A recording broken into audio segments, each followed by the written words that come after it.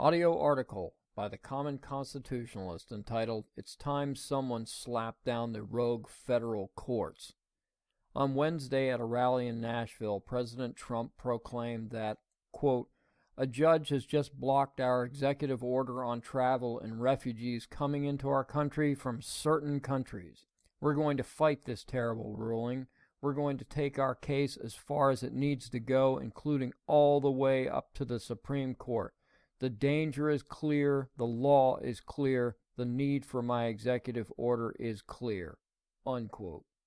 Trump has now been blocked multiple times by lower court judges. So what does he or anyone intend to do about it? It appears he intends to fight this all the way to the high court, or should I say, the black-robed legislators. And then what?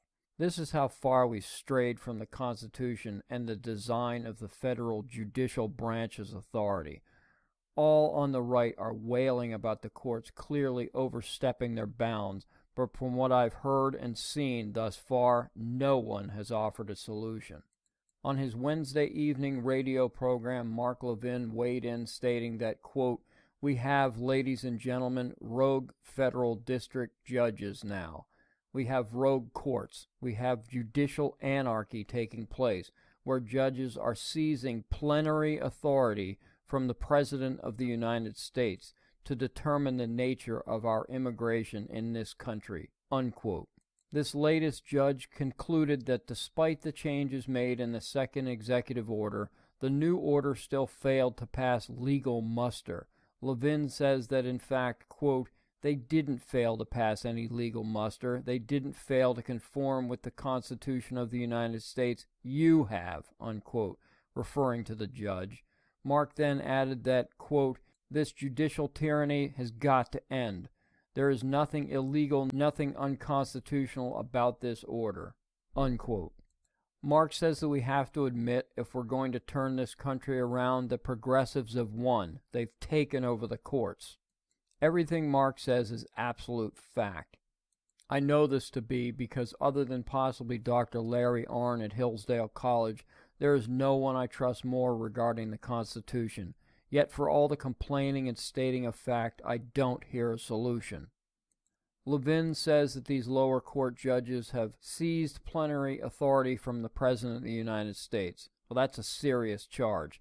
In United States constitutional law, plenary power is a power that has been granted to a body or person in absolute terms with no review of or limitations upon the exercise of that power. In other words, these rogue judges have stolen power which belongs to the president and the legislature. Should there not be a consequence for this illegal act? Seems to me there should, but no one on the right has even ventured down this road. Mark then spoke with Ben Shapiro, another very smart guy on the right. Levin asked Shapiro, quote, "What do we do about it?" unquote. Shapiro says, quote, "You'll see this go on until it gets to the Supreme Court level," unquote. He claims that, quote, "After Gorsuch is confirmed, the Supreme Court will rule the right way, although you never know," unquote. Translation, we run it through the same judicial system we've been condemning for how long? And then we just live with a potential flawed final decision regarding something that evidently they have no right to even be involved with because they've stolen authority in the first place? Now that makes sense. I'm no scholar, but I can listen and read. Every supposed conservative constitutional authority agrees that the courts have severely overstepped their bounds, yet not a single one can give a suggestion as what to do about it. I use a lot of football analogies, so here's another one. The referees, back and line judges in football are considered the on-field judges of the game.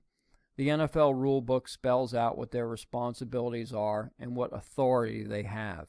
Yet during one particular hypothetical game, a line judge, who would equate to a lower court judge, decides that the game is just taking too long. He calls up to the clock manager and tells him to change the time to read 1 minute left in the game when it is presently still in the third quarter. This is obviously not his job, and he has no authority to make this ruling, but he does so nonetheless. Everyone in the stands yells down that he can't do that he has overstepped his bounds. he has clearly seized authority to end the game. Yet beyond complaining, no one does anything. They all just file out of the stadium. The other refs, coaches, and players do the same, all the while appearing exasperated.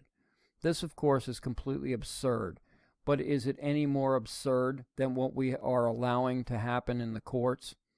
As long as the president and the legislative branch bow to the courts, this will continue to happen. If this is truly a breach of the Constitution, it would seem to me that the aggrieved person, President Trump, and or persons, Congress, could simply announce that the courts have no authority to rule on this matter, as they have done so by illegally seizing another branch's constitutional authority, and institute the order in full. Some would say, and I can hear it now, that this would create a constitutional crisis. How ridiculous. What we have now is a constitutional crisis. Slapping down the federal judiciary by reminding them of their specific constitutional authority and limitations would finally end the crisis we've been enduring for decades. Thank you for listening.